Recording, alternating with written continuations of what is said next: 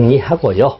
이제 법의 존재 형태에서 법원에 관한 개념을 보도록 하겠습니다.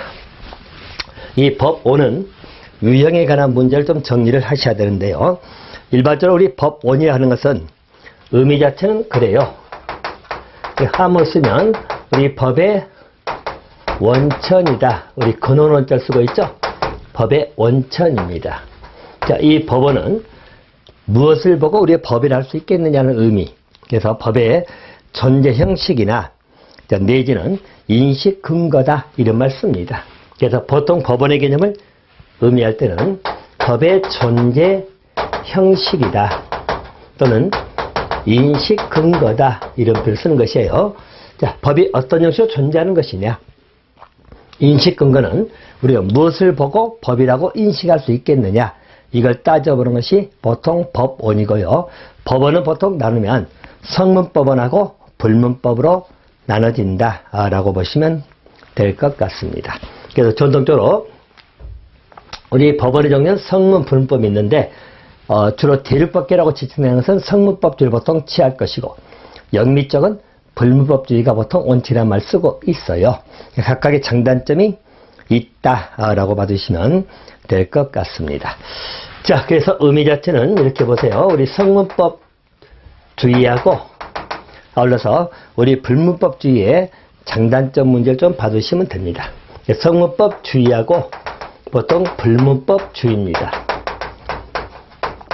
자, 의미 자체는 이렇게 보세요. 자, 성문법이라는 것은 눈에 보이는 거죠. 문서화된 법을 말할 것이고 불문법은 눈에 보이지 않는 문서화되지 아니한 법 이렇게 봐두시면 됩니다. 자, 그래서 일반적으로 우리 성문법주의는 주로 대륙법계에서 보통 발전했다고 평가하는 것이죠. 자, 대륙법계라는 것은 유럽 대륙을 말합니다. 보통 대표적인 프랑스, 독일 생각하시면 돼요. 그래서 일반적으로 프랑스나 독일 쪽을 의미한다. 자, 반면에 불문법주의는 주로 영미법계입니다. 영미법계지만 좀 더 정확히 말하면 영국 쪽이 보통 핵심인데, 그죠? 미국은 또 성문법주의라고 취하기도 합니다만은 그 법의 계통을 말합니다. 법의 계통은 기본적으로 영미 쪽이 같은 법의 계통이므로 묶어서 영미법계다 이렇게 표현을 하는 것이죠. 자, 그러면 일반적 성문법주의는 이걸 취하는 것이 보통은 우리 실정법학회, 실증지학계에서 보통 주장을 하고 있는 것이죠. 그래서 일반적 법 실증지학계에서는 문서화된 법, 눈에 보이는 게 중심이다. 그래서 일반적으로는 보통 실증주의 철학이 반영된다고 보시면 되겠고요. 자, 우리 불문법주의는 주로 자연법학계에서 논의가 되는 것이죠. 그래서 신에 의해서 만들어진 법의 체계, 이것은 문서화되지 않아도 법이다 라고 하는 것이 보통 불문법주의의 기본적 특징으로 보시면 될 것 같습니다. 자, 그래서 일반적으로 이 성법주의는 자, 우리 로마법의 영향을 받았다고 하는 것이고, 자, 그리고 여기는 제정법 중심, 만들어진 법 중심이라고 보시면 됩니다. 자, 반면에 불문법주의는 로마법의 영향이 좀 약하다는 것이죠. 예, 로마법 영향이 약할 것이고, 여기는 주로 이제 판례법 등이 보통 중심이 될 것이다 라고 보시면 될 것 같아요. 일반적인 장단점 문제는 이렇습니다. 자, 보시면 자, 여러분들 성법주의 장점이라고 평가받는 것은 일단 우리가 문서화됐다는 것은 명확성을 기할 수 있다 라고 나와 있죠. 그래서 일반 성법주의 장점으로 평가받는 것은 여기는 명확성입니다. 자, 명확성이란 말의 의미는 국가 권력의 자의적인 남용을 방지할 수 있다는 이야기죠. 자, 그래서 국가 권력의 남용을 방지할 수 있다. 법에 명확하게 규정됐기 때문에 법의 근거에 의해서만 행위를 해야 되기 때문에 국가 권력의 남용, 전횡을 방지할 수 있다. 결과적으로 국민의 자유를 보호할 수 있다는 장점이 있다 라고 보시면 되겠고요. 자, 올라서 일반적으로 여기는 애국법의 개수가 용에 들어와 있죠. 그래서 애국법의 개수가, 자, 애국법의 개수는 우리가 받아들인 걸 말해요. 애국법을 받아들이기가 용이하다 이렇게 보시면 되겠고, 또 세 번째는 정비 내지는 통일이 쉽다 나와 있죠. 그래서 법의 통일 정비가 쉽다, 통일이나 정비가 용이하다 이런 장점이 있다고 생각하시면 돼요. 반면에 불문법 주의는 한마디로 눈에 보이지 않는 자연법적 시각에 바탕을 두고 있기 때문에 융통성 있는 적용이 가능하다. 그러니까 융통성이 있다는 게 특징이죠.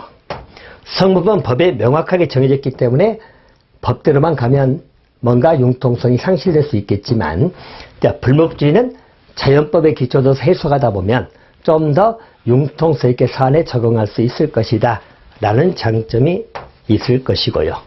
또 하나 장점이 있다면, 기본적으로 성법주의를 취하다 보면 결국 우리 집행권력의 남용은 방지할 수 있지만 입법권의 권한이 너무나 막강해질 수 있다는 이야기죠. 근데 불법주의를 취하게 되면 입법권의 전행을 막을 수 있다 또는 예방할 수 있다. 그래서 입법권의 전행을 방지할 수 있다. 이런 장점이 있다고 보시면 될 것 같습니다. 자, 반면에 단점은 반대로 생각하시면 될 것 같아요. 일반적 성법주의는 융통성이 좀 떨어지겠죠. 그래서 능동적 대처가 어렵다. 융통성이 떨어진다 라고 보시면 되겠고, 그 말의 의미는 법의 고착화 현상이 발생할 수 있다는 이야기죠. 그래서 법의 고정화 또는 고착화, 그런 현상이 발생할 수 있는 게 하나의 단점이 될 것이다. 이렇게 보시면 되겠고요. 또 한 가지, 명확하더라도 우리 문맥상의 한계 때문에 법의 해석에 문제가 발생할 수 있다. 이렇게 보시면 됩니다. 법 해석에 문제가 발생할 수 있다. 이건 단점이 되겠죠. 반면에 우리 불문법의 단점에 관해서는 성문법의 장점이 보통 들어가겠죠.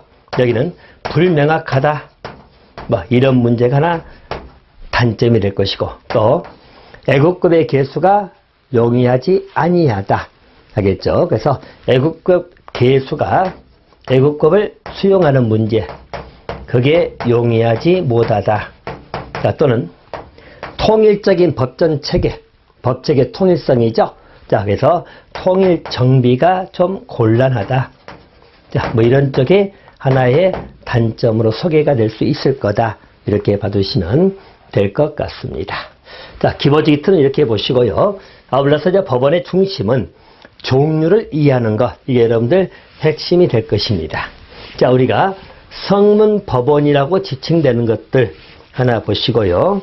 또 우리 불문법이라고 불러진 것들 종류라는 건 가장 기본이다 라고 보시면 되겠습니다. 우리 법원의 종류는 성문법원이 있고 또 불문법원이 있다. 이렇게 보시면 돼요.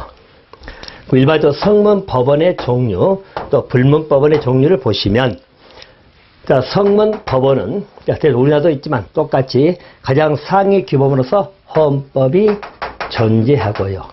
또 우리 법률이 있죠. 법률 또는 명령이 존재합니다. 또 우리 자치법규가 있고요. 또 우리 조약 등 국제관습법이 들어가겠죠. 이게 기본적으로 성문법의 기본적인 틀이다. 조약 등이 들어간다라고 보시면 되겠어요. 우리 불문법원에 소개되는 것들은 대체로 간습법이 있고요. 또 판례법, 그리고 조리, 이렇게 보시면 됩니다. 그래서 헌법 여러분 가장 최상위법이죠. 우리 국민의 기본권하고 국가 통치 등을 규정하고 있는 국가의 최고 규범이라고 보는 것이 우리 헌법입니다. 그래서 가장 상위법을 생각하시면 되겠고, 법률은 일반적으로 우리 협의 개념으로 본다면, 협의 개념으로 본다면 입법부죠. 입법부. 우리는 국회를 말하겠죠. 국회에서 제정을 하는 것이죠. 그래서 국회에서 제정을 한다. 법률 형식으로 제정된 것을 법률이라고 보시면 되겠습니다. 명령 형태는 보통 우리 입법부가 아닌 기관들에서 보통 발령되는 것을 명령으로 보시면 돼요. 그래서 대통령들, 대통령이 발하는 대통령령이 있고, 국무총리가 발하는 총리령 또는 부령, 또는 사법부에 발하는 대법원 규칙 같은 것도 여기에 들어갈 수 있어요. 그래서 일반적 명령 개념은 대법원 규칙 등이 들어갑니다. 그러니까 자치법규는 여러분 대표적으로 지방자치단체에서 만드는 법을 말하죠. 두 가지가 있네요. 조례하고 규칙. 자, 조례는 지방의회에서 의결해서 제정을 하는 것이고, 규칙은 보통 지자체장입니다. 자, 지방자치단체 장, 일반 규칙을 발할 것이고, 교육규칙은 또 교육감이 발하기도 합니다. 자, 그리고 조약은 국가 간의 문서로서 합의한 걸 말하죠. 조약 개념은 국가 간의 문서로 합의한 것을 보통 조약이다. 자, 그래서 위계질서 문제로 본다면 일단은 헌법이 가장 상위법으로 생각하시면 되겠고, 이 조약의 효력은 법률적 효력을 띠는 것도 있고 우리 명령적 효력을 띠는 것도 있고 그래요.